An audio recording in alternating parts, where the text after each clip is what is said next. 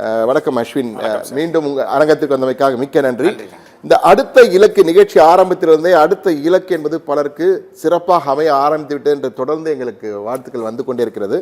என்னுடைய முதல் கேள்வியே, இந்த அடுத்த இலக்கு நிகழ்ச்சி எந்த அளவுக்கு முக்கியமாக இருக்கோ அந்த அளவுக்கு ஒவ்வொரு மாணவ செல்வங்களுக்கும் சரி, பெற்றோருக்கும் சரி, தங்கள் குழந்தைகளின் அடுத்த இலக்கு இப்படி இருக்க வேண்டும் என்பதை தீர்மானிக்க வேண்டிய சூழல் இந்த காலகட்டம்.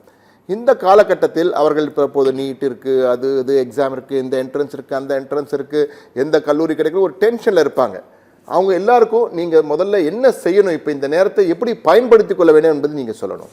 ஓகே, ஸ்டேட் போர்டாக இருக்கட்டும், சிபிஎஸ்சியாக இருக்கட்டும், ரிசல்ட் வர்றதுக்கு கிட்டத்தட்ட ஆயத்தம் ஆகிருச்சு.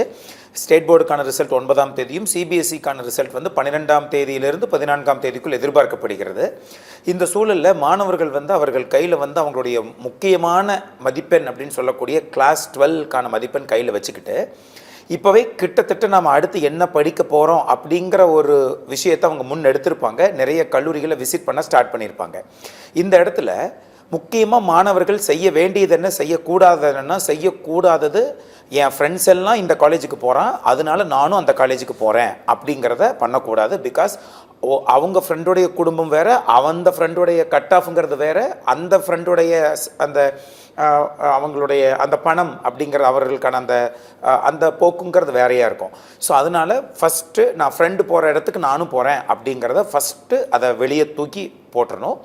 ரெண்டாவது வந்து தான் எடுக்கக்கூடிய மார்க்குக்கு நாம் எந்த காலேஜில் போய் படித்தா, சில பேர் நினைக்கிறேன் சார் நான் வந்து வெறும் 300 மார்க்கு தான் நான் வாங்குவேன், அந்த 300 மார்க் எடுத்தால் கூட சரியான கல்லூரியில் போய் நம்ம சேர்ந்தா படித்து முடிக்கும் பொழுது மிகச்சிறந்த வாழ்க்கை கிடைக்கும். அப்போது நான் எடுத்த மார்க்குக்கு தலை சிறந்த ஆப்பர்ச்சுனிட்டி, அந்த மார்க்குக்கான சிறந்த வாய்ப்பு என்னங்கிற அந்த தேடுதலில் நம்முடைய மாணவர்கள் இன்டெப்த்தாக இறங்கணும்.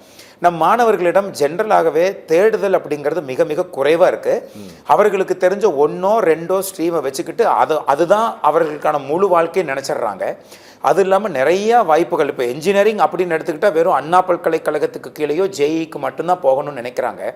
அது மட்டும் இல்லாமல் என்ஜினியரிங் நிறையா பல்கலைக்கழகங்களுக்கு, ஈவன் ஃபிஷரி சயின்ஸ் கல்லூரிக்கு கீழேயும் கொடுக்கப்படுது, அக்ரிகல்ச்சர் கல்லூரி கீழே கொடுக்கப்படுது, வெட்டினரி சயின்ஸ் யூனிவர்சிட்டி கீழே கொடுக்கப்படுது. அப்போ இது போல் என்ஜினியரிங் கொடுக்கறதுக்கான யூனிவர்சிட்டிஸ் என்னென்னா அங்கே போய் படித்தா நம்மளுக்கு என்ன வேலை வாய்ப்பு இருக்குன்னு சொல்லி முழு தேடுதலில் அவங்க இறங்கணும். பெற்றோர்கள் வந்து வீட்டில் இருந்தபடியே நான் காலேஜ் சூஸ் பண்ணணும், இந்த மாதிரி ஆன்லைனில் பார்த்துக்கிட்டோ அல்லது யூடியூப்பில் பார்த்து மட்டுமே நான் சூஸ் பண்ணணும்னு சொல்லிட்டு உட்கார்ந்த இடத்துல அதை சூஸ் பண்ணாமல் வெளியே போய் எல்லா கல்லூரிகளுக்கும் விசிட் பண்ண ஸ்டார்ட் பண்ணிடணும். ஸோ அட்மிஷன்ஸ் அப்படிங்கிறது நேரில் போய் பார்த்து அவர்களுக்கு கிடைக்கக்கூடிய நல்ல வாய்ப்பை பயன்படுத்தி ஃப்ரெண்ட்ஸ் அப்படிங்கிறத புறம் தள்ளி தன்னுடைய மார்க்கை முன்வைத்து எடுக்க வேண்டிய ஒரு முக்கியமான விஷயமா அதுக்கான நேரம் கரெக்டாக கணிந்து விட்டதாக நான் இப்பொழுது பார்க்கிறேன். அதே மாதிரி என்னுடைய கேள்வி, இப்போ விரல் நுனியில் உலகம் வந்துவிட்டது, செல்ஃபோன் மூலம் உலகம் கூகுள் மூலமா எல்லாம் கையில் கொண்டு வந்து நிறுத்தியாச்சு.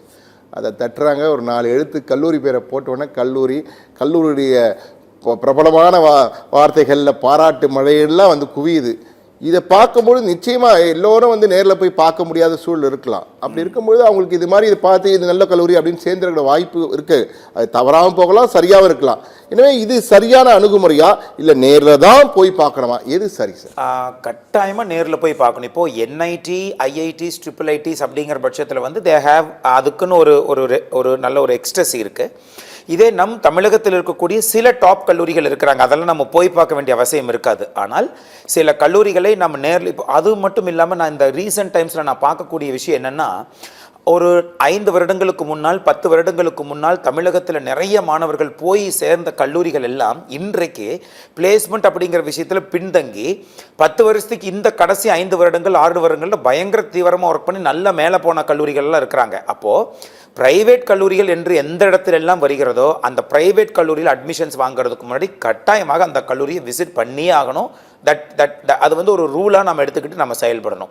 கவர்மெண்ட் கல்லூரிகளை பொறுத்த வரைக்கும் உங்களுக்கு தெரியும், அண்ணா பல்கலைக்கழகத்துக்கு போய் பார்க்க வேண்டியதில்லை. ஆனால் அண்ணா பல்கலைக்கழக உறுப்பு கல்லூரிகளாக இருந்தாலும் கட்டாயம் பார்க்கணும். அதாவது யூனிவர்சிட்டி காலேஜ் ஆஃப் இன்ஜினியரிங் ஒரு 13 கல்லூரிகள் இருக்குது, அதை கட்டாயம் விசிட் பண்ணணும். அதே போல் கவர்மெண்ட் இன்ஜினியரிங் காலேஜ் என்பது ஒரு 11 இருக்குது, அதையும் விசிட் பண்ணணும்.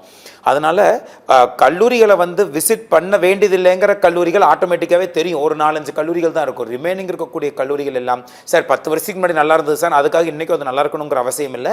அங்கே படிக்கக்கூடிய மாணவர்கள்ட்ட உள்ளே போய் கேட்டு உண்மையை தெரிந்த பிறகு அதை சூஸ் பண்ணணுங்கிறது வெரி வெரி இம்பார்ட்டன்ட் சார். இப்போ அதே மாதிரியே இப்போ எல்லாரும் வேலைக்காக தான் படிக்கிறாங்க, அது ஒன்றும் சந்தேகமே இல்லை. இப்போ அப்படி தான் மாறிடுது. படிப்பை அறிவு வளர்ப்புக்காக படிப்பு யாரும் படிக்கிற வேலைக்காக தான் படிக்கிறாங்க.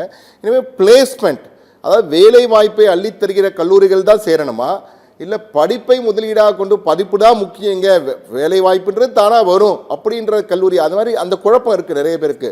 ஏன்னா எல்லா கல்லூரியும் இப்போ வந்து விளம்பரம் செய்ய ஆரம்பிச்சிட்டாங்க, 100% பிளேஸ்மெண்ட், 100% பிளேஸ்மெண்ட். அது நம்பலாமா நம்பக்கூடாதான்றது தெரியல. ஆனால் இப்படி ஒரு விளம்பரம் வரும்பொழுது அதை நம்பி தேர்ந்தெடுப்பதா, அல்லது கல்லூரி அதனுடைய படிப்பு சொல்லிக் கொடுக்கும் வாய்ப்பு, திறன் ஆகியவற்றை வைத்து முன்னுரிமை கொடுக்கணுமா? 100% பிளேஸ்மெண்ட் அப்படின்னு சொல்லக்கூடிய விஷயம் அது எங்கே இருந்தாலும் அது கட்டாயமாக ஒரு பொய்யான விஷயமாக தான் இருக்கும் அப்படின்னு. ஏன்னா ஈவன் ஐஐடி என்ஐடிஸில் கூட 88-90ங்கிறதே பெரிய பர்சன்டேஜாக அதை நம்ம பார்க்குறோம். ரெண்டாவது விஷயம், மாணவர்கள் படிக்கிறது அப்படிங்கிறது லைஃப்பில் செட்டில் ஆகிறதுக்கு தான்.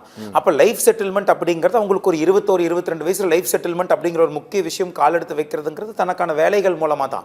அப்போது கல்லூரியில் படிக்கும் பொழுதே ஒரு வேலையை வாங்கி கொண்டு வெளியே வருவது அப்படிங்கிறது அவங்க லைஃப் செட்டில் ஆகி வரக்கூடிய ஒரு கான்ஃபிடென்ட்டை கொடுக்கும்.